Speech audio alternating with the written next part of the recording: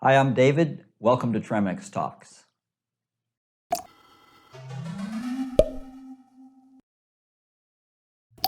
Today we have joining us the North American Technical Manager for Tarkett Sports, William Thornton.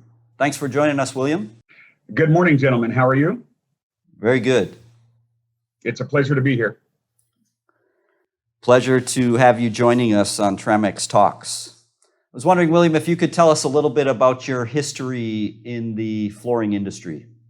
Yeah, thank you for asking. I've been with Tarkett since January of 2009. Prior to that, I was the North American Technical Manager Director for a competing manufacturer.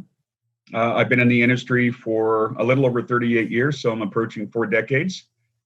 I started out as a flooring installer, became a contractor, was an educator for numerous years. Also did work with the IBPAT, that's the International Brotherhood of Painters and Allied Trades, as an educator for them, with the local in the Midwest, in Kansas City actually. And then I'm also part of the ASTM in multiple divisions. ASTM FO6 for resilient flooring. I chair the FO852 for miscellaneous playing surfaces. I'm engaged with the MFMA, Maple Flooring Manufacturers Association, and I spend a lot of time in my position with Tarkett now as an educator. I do quite a few training events. Given the situation that we have right now, we're spending more time doing online education, which is interesting, letting technology advance how we get things done. And so even having this talk is interesting, how easily that we can put information together and broadcast it out to the masses so efficiently. Sure. This is encouraging. For sure. I work on product development, moisture testing, concrete design and construction. I teach also the interconnectivities between concrete and floor coverings, various types. Mm-hmm. And I stay very busy. It sounds like. Well, with 4 decades in the industry, William, can you give us a little bit of your knowledge of the history of moisture testing and its evolution? Yeah, it's pretty fascinating, actually. Being in the industry for this long and having friends that have been in it as long, if not longer, looking back at how things used to be done and how things are done today, it's really interesting. We used to do, calcium chloride testing, even when that wasn't as popular. That's been around for, good grief, late 40s, early 50s. I think one of the big ones that came out was Kentile back in 1963. In fact, I still think I have that installation guideline in my library. But we used to do crazy things also, even like table salt was a really funky one that we used to do back then. You'd take a teaspoon of table salt, throw it on the concrete, take a glass, turn it upside down, and put plumber's putty around the outside of it. You come back 24 hours later. If it's hard, you didn't install the job. If it was still unaffected, then okay, you're good to go. That was your pass fail. Okay. We've come a little ways since then. A little, yeah. Sometimes I'd like to go back to that because it was so simple. But obviously that's not a good test. So somehow we've got to get to a simpler way. But and then the mat test, where you put the plastic down on top, you tape it down, you put a heat lamp on it. We've had that. Even testing relative humidity in the air. I don't know if many would recall the old sling psychrometer. You probably played with that when you were in high school. Yeah. Where you're swinging that thing around. That's a David and Goliath type thing. Yeah. So we've gone to the moon and back since we quit that one. Mm-hmm. And then obviously we have the in situ probe testing too, the 2170. So as of today we have, and they've been around for quite a long time. ASTM F1869, which is the calcium chloride test, been around a very, very long time. and then the probe testing, the mat testing, the salt trick. We don't use that one anymore, so we're consolidated now to the calcium chloride and probe testing primarily, and then also the non-invasive surface meter, which has been around. It's been, matter of fact, I think I still have my original Tramex from, I don't know, mid 90s. I think I still have it. Wow. And I'm sure it still works. In fact, about a year ago, I put that on my calibration plate and it's still calibrated. Amazing. That is amazing. So William, what do you find are the differences, the big differences between these tests and the results that you get? Well, that's an interesting question. I get asked often, does one test correlate with the other test? We know that the calcium chloride test does. It measures moisture vapor emission rate that's coming out of the surface of the concrete. And that's completely different than what the in situ probe test does, which measures the relative humidity within the concrete at approximately 40% depth, depending on the concrete design, how it's located. But generally, 90% of everything you're doing is at about 40% depth. And again, that's telling you the relative humidity within an airspace that's drilled. So it's really not telling you moisture content of the concrete. It's just telling you that in that hole, with that sleeve, with that chamber that's properly acclimated, what is the relative humidity? So what water vapor has consolidated within that space. Right. Vapor emission, the calcium chloride test, the reason that it is the results are in pounds, which is not always well understood, is the formula that you use for that. You're basically converting the gain weight of the grams of the anhydrous calcium chloride into pounds, which is equivalent to the weight of liquid water. So let's say you get a result for at just around 8 pounds.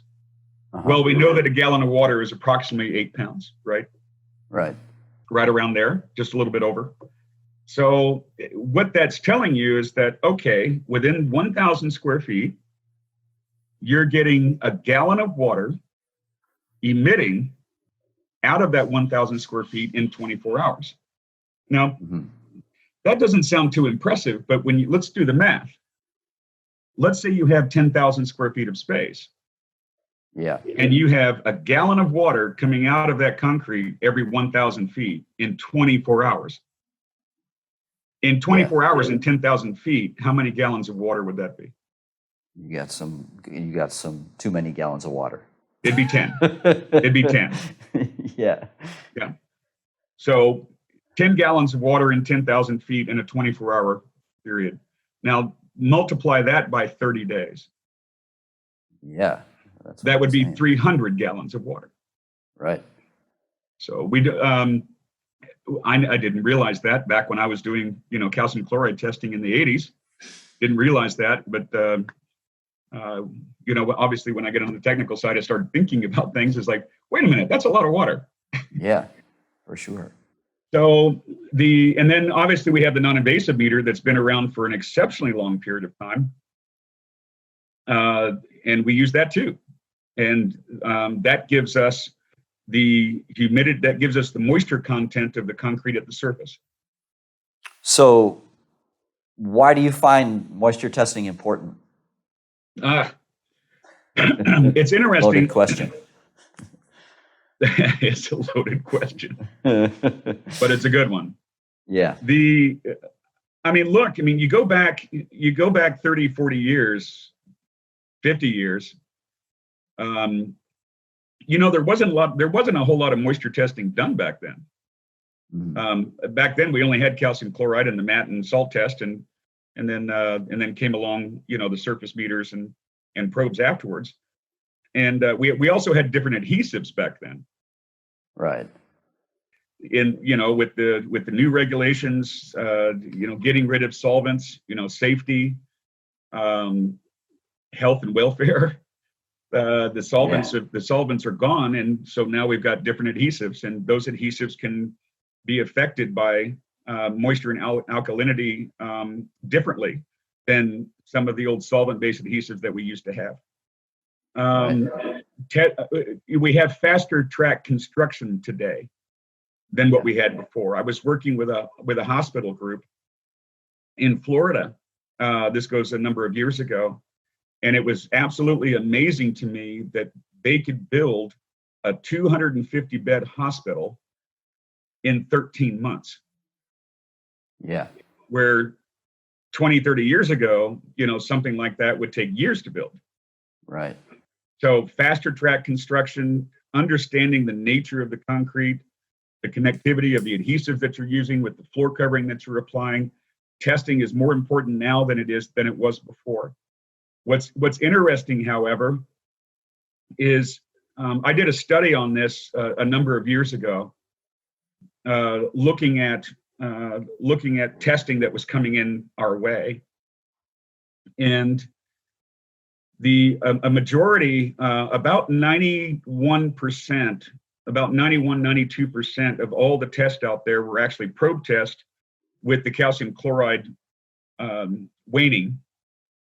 Again, technology advancing, right? Because you can't make calcium chloride or salt or the MAT test, all the old archaic systems. You can't make them any better. They are what they are. But testing is so vital, especially with what we're dealing in the construction industry today, moving so quickly. They want it built, they want to get it open, and they want to make a profit, with the building that they have. Yeah, for sure. Do you find, William, that these different tests that you've mentioned, obviously now we're, basically the calcium chloride, the RH probe test, the surface test, is there correlation between the tests? Well, we tried that. Even on the ASTM level, we have what's called ILS studies, independent lab studies. There was a lot of effort put into that. And it definitely peer reviewed by some of the best that are out here in the industry that does testing, and very involved, not only with the testing, but also the concrete design and construction, the nature of concrete, how water moves, blah, blah, blah, blah, blah.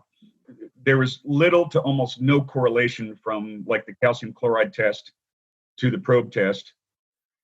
Almost you got in the middle there somewhere, and it was looking pretty good, and then it just went. Wow. So there is no correlation between the two. So is it that the tests are giving you different bits of information? Absolutely, they're giving you different bits of information, and you'll find a lot of manufacturers out there that will recommend to do both the calcium chloride test and the probe test, right? Both. To try to get, okay, we get this information about the water coming out, and we get this information about what the moisture vapor is, within the body of the concrete.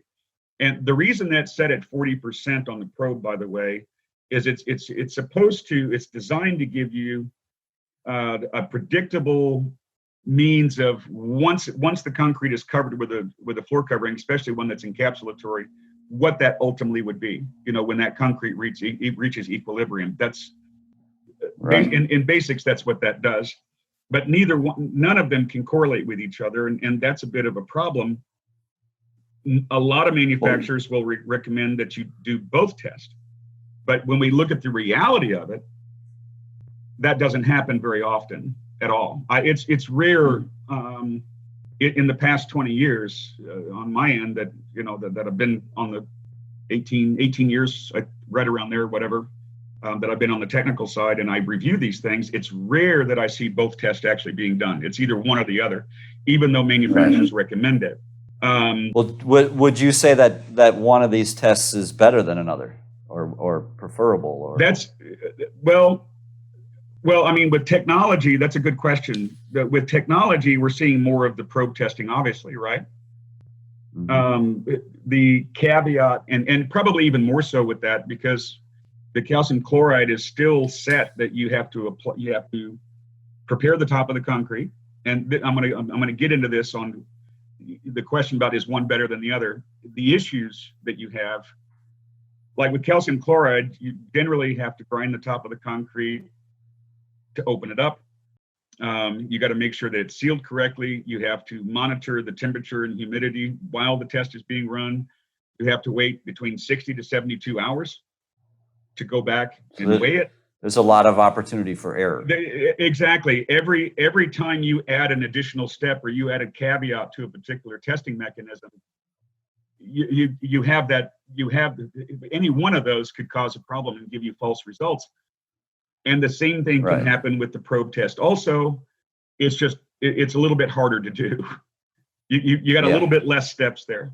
Now, we got rid of I got rid of the calcium chloride test in my department about 6 years ago, and converted our testing regimen to be with the non-invasive surface meter in lieu of calcium chloride, and probe testing also.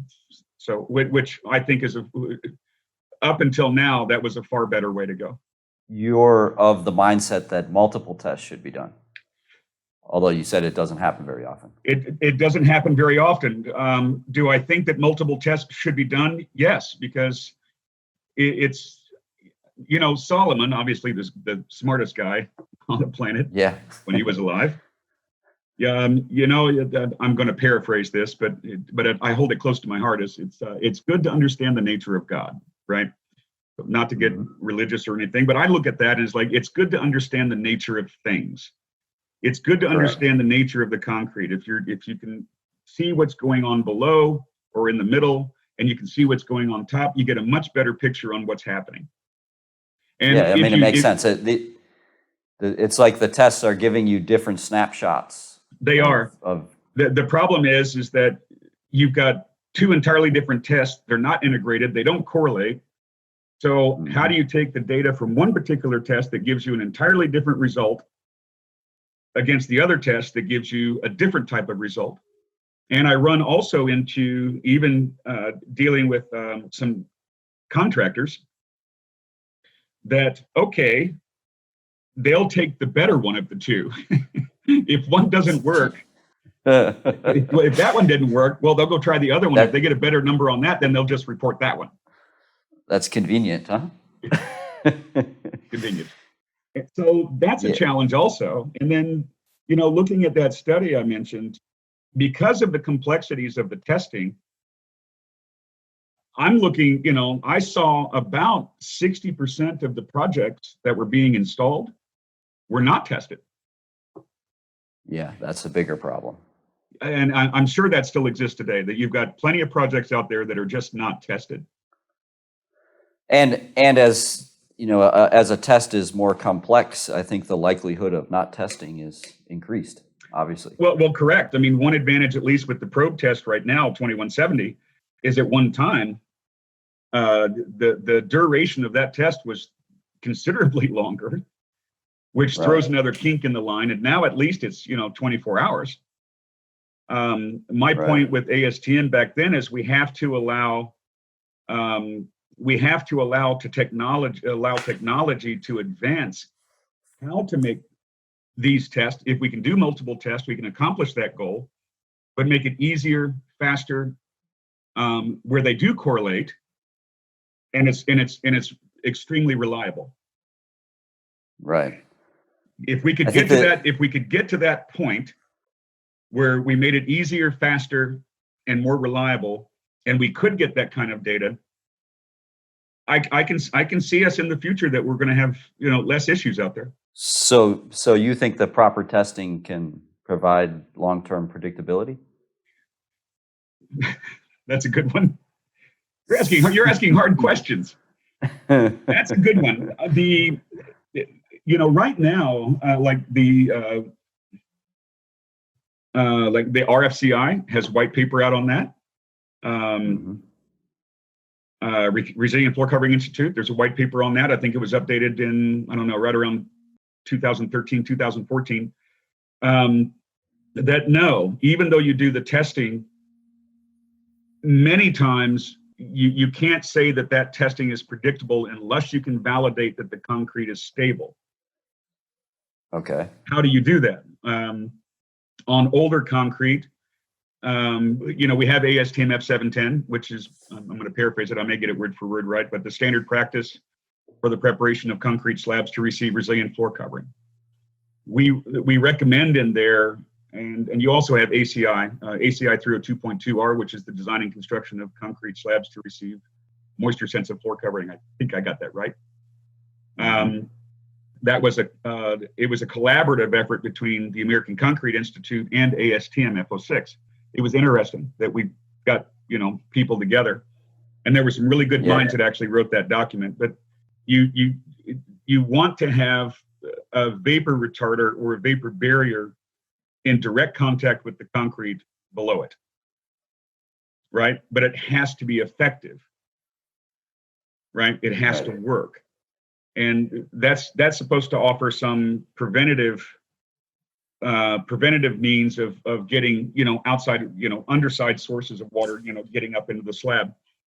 But then you have crazy things where people are putting the vapor retarder down, they take a piece of rebar and they start punching holes in it to let the water out, and there's other crazy things that can happen, and that can be really tough to analyze. Now on new concrete, that's a little bit easier to do. You probably have better predictability so long as the concrete's being designed correctly.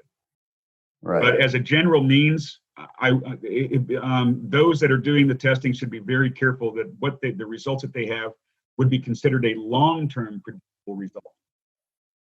Yeah. So I guess that would lead me to my next question: is who performs these tests generally? Thank you. That's a good question. The problem that we've had with testing in general, number one, the complexities of doing so, the opportunities of doing them incorrectly, getting false data, and then making decisions to install flooring that probably shouldn't have been installed, because the data that they were receiving to make those decisions was actually wrong.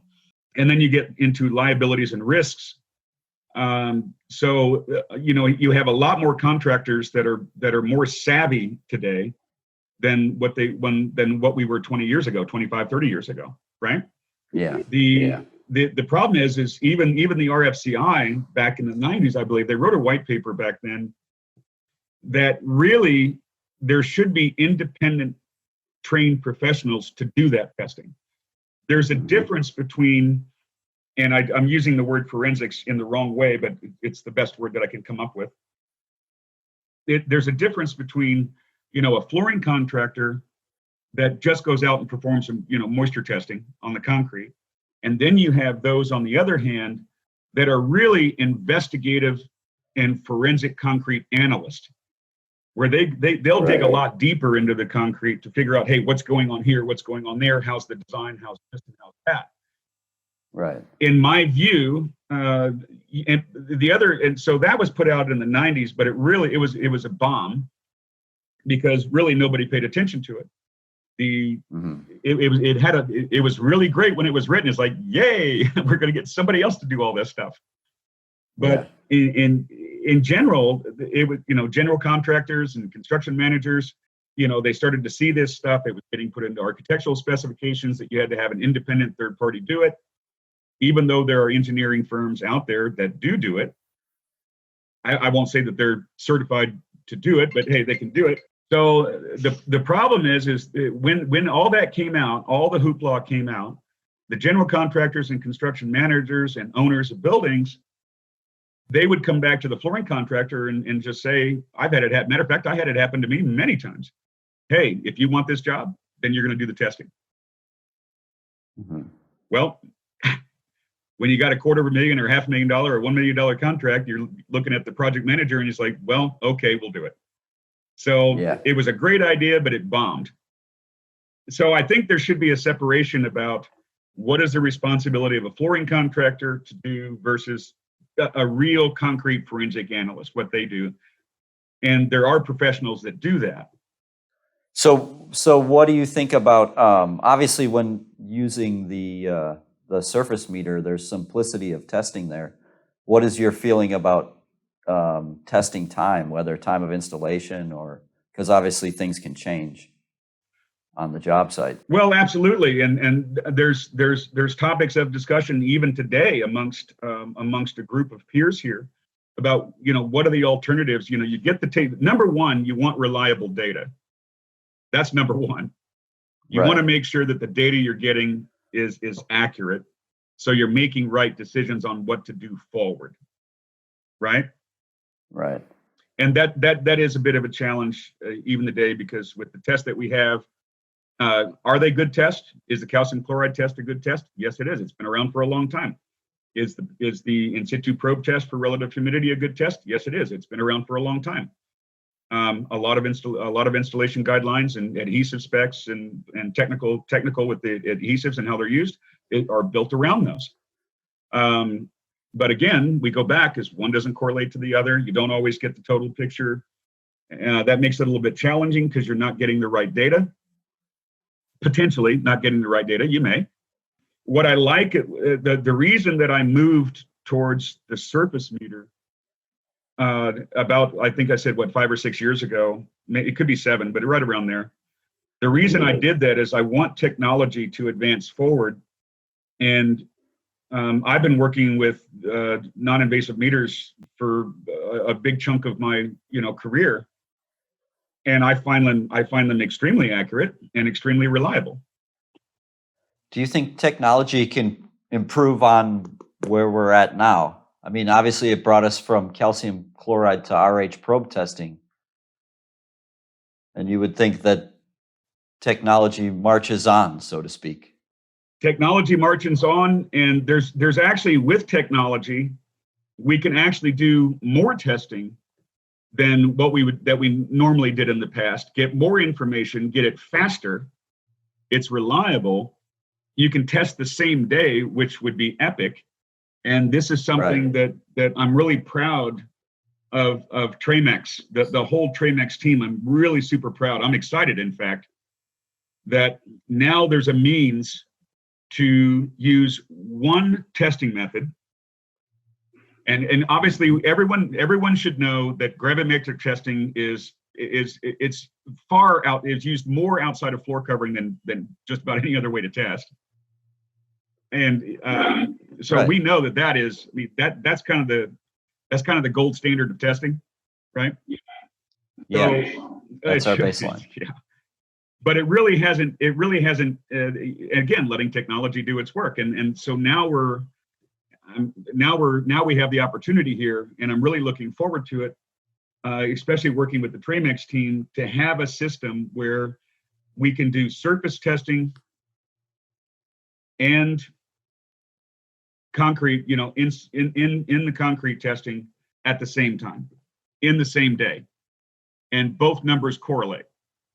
So when you're talking about in the concrete testing, William, you're talking about RH, or you're talking about something different? Well, that's interesting. So we're evaluating moisture concrete, and if we can evaluate the surface moisture content, up to about a 3/4 of an inch or an inch at the surface, and let's say we had a system that would engage with the same type of testing beater and get into the body of the slab at whatever depth that we needed to get to, depending on that concrete.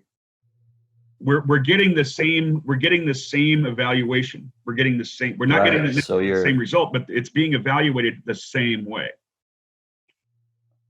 Meaning that you're taking a percentage of moisture content reading at the surface and then through a probe down into the slab as well. And so two correlating. And you have two correlating numbers, so there's really not an argument, right? You can't debate one over the other. You're getting two solid pieces of data. Now, and I actually have one, and this is one of the easiest things in the world to use. Far less, in my view, of an opportunity in risk of actually getting a wrong number, right? And isn't that one of the ideals of technology anyway? Yes. Number one, we want to see more testing. So how do we do that? I mean, if we know that, or we suspect that, maybe 50-60% of the jobs aren't being tested out there, and we've discussed why, right? The complexities of it, the lack of desire to do it. Not everyone's actually getting paid to do it. They're out there. Yeah, cost is there for sure. Yeah, cost for sure. So so we have this system now that we're intending to launch here shortly before the end of the year, where we have a cradle system like this. We have our meter like this. This is the CME5. I also have the CME Expert 2. Love this thing. This is the latest one that I'm looking at to use and put in our presentation and instructions. This one So that one is the CME X5, the digital. Yep, correct. CME X5. Okay. This one has more features, and I want to talk about that when I get through this part here. So here, it's simple enough that I can use this, get this on top of the slab. I'm going to get a number in moisture content. I can use the same unit with this cradle. I can attach a probe, and these are reusable, which is fantastic. No more plastic sleeves, right? This thing is reusable time and time again. I think the last number that we've gotten so far was right around 250 on one probe. Amazing. It is amazing. You're not so concerned about the depth because you have a conductive ring. And so... And that probe is adjustable for depth as well. You bet it is. They come apart. We have the metal tubes. It goes together so quick. And I got multiple depths that I can achieve, multiple sleeves. And that fits into the same hole as a standard 2170 RH test. Yep, it fits into the same hole. There's So very little maintenance on these. You want to make sure that your contacts, you do have contacts on the end. You want to make sure that those are clean. Just make sure there's no dust on them or any contaminant. Now, I've got this. So this can go right into the hole. I've got the cradle, and this will fit right into it. So that's going to give you the same type of reading, a quantitative moisture content that you're getting at the surface, but you're dropping it whatever depth you set that probe into the slab. You bet, because you have this whole assembly right here where you've got the same method is being transmitted down into a lower pot area of the concrete and coming back up and giving you the reading. And is there generally a difference between the number at the surface and the number, say, 3 inches or so into the slab? And that's the interesting part, and that's part of the analysis. So let's say, for example, and that's a really good question, David, because we're going to talk about another thing that this CME X5 does, which hasn't been on older models. It's not on my older models, but it's such really good information. We were talking about getting good data so you can make decisions on how to move forward, right? Right. Whether it be a moisture mitigation system or maybe just drying out the top of the concrete. But this is the really interesting part, is now I understand what's happening below and I understand what's happening on top. For example, let's say I have readings in the body of the concrete that are high, but I have readings on the top of the concrete that are lower. Yeah. That's important information. What if I have lower readings in the bottom of the concrete or in the middle, in the body of the concrete, but higher on the top? Mm-hmm. That's interesting information. And that leads me to the other thing that this particular CME X5 does from Tramex. It also gives me Dewpoint, which is an important topic that has not been discussed enough. And I'm sure that in your Tramex talks, you're going to have some other people coming in to discuss Dewpoint and Right. why that's an important thing to pay attention to. Yes. Again, I've got a timeline of history of using these meters, and I'm so very happy about it, and that's why I approached Andrew at Tramex 5 years ago, I believe, right around then, and it's like. Mm-hmm. It was interesting. Karma is like, I had this idea, is like, man, what if we could do both? What if we could do both? And Andrew at Tramex came back and said, you know what? We've been working on that. It was like, oh, no brainer. This is awesome. Timing is everything. It was everything. And so what I like about this Tramex CMAX5, it does so much more than just a surface meter. We've got it down to surface. We can do the probe. I can get temperature. I can get relative humidity. It actually does come with a ambient relative humidity meter. It also comes with an insert that I could do 2170 testing if I wanted to, which we're going to keep for at least for now. For the interim, we're going to keep that also. Right. But the amazing thing, I did a presentation last year, a training presentation. I was writing about moisture testing in concrete, and I had a customer send me moisture test results on a used paper plate with barbecue sauce on it. I got the picture. Matter of fact, I may have that in my office still. And it's like, wow, this is the kind of stuff that you're seeing happening. And so not only do we have the technology to give reliable results, but Tramex has also come up with apps that can be used on your phone or your iPad, where the information is sent directly to it, gets a report. You don't have an eraser on that.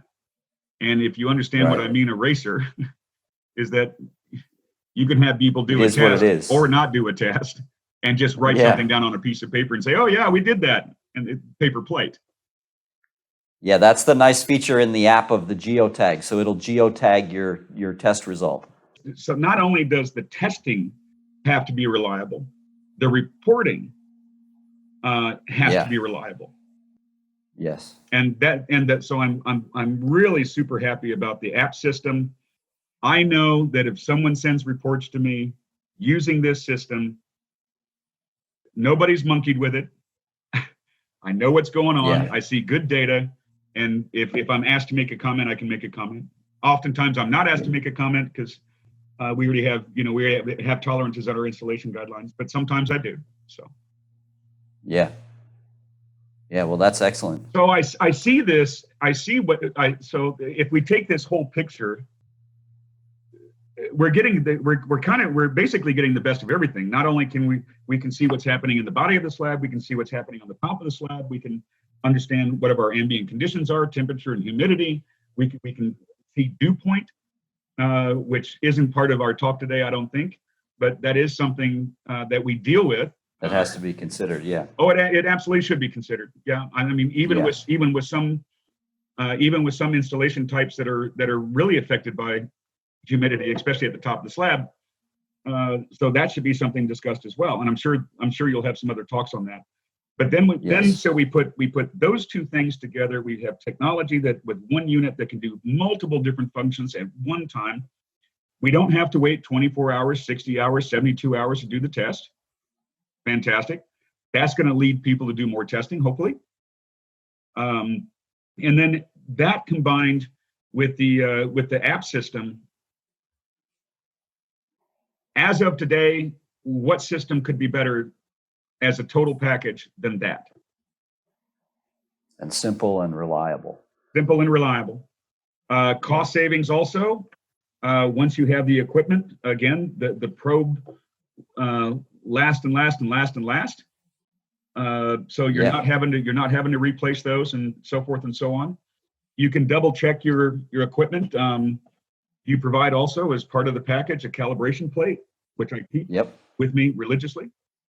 And it's so much easier it's just to me it's a total package. Yeah. Well, it's a pleasure speaking with you, William, and just to get a refreshing look at moisture testing in the flooring industry, and just to pick your brain a bit and absorb your decades of knowledge. And we appreciate you appreciating Tramex and the new technology and in introducing the what we like to call the determinator today, the impedance probe. The determinator, yep. Excellent.